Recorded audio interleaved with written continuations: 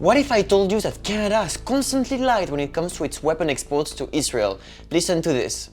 We use shipping records, we use Israeli tax data to directly contradict what our Prime Minister has been saying, which is that Canada has stopped sending weapons to Israel. We found the weapons and we proved they're still flowing. This investigation exposes, I would say, one of the biggest propaganda campaigns in Canadian foreign policy in decades. After months of investigation, a coalition of organizations named Arms Embargo Now found that Canada continues to massively supply Israel with military equipment. They've been getting up and claiming that Canada has paused all arms exports to Israel, when in fact all they did was stop issuing some new permits for some exports.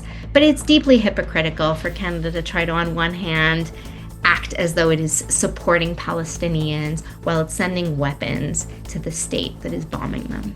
The report says that Canada keeps sending bullets and components for fighter jets, drones, helicopters and radars, which could be used in Gaza.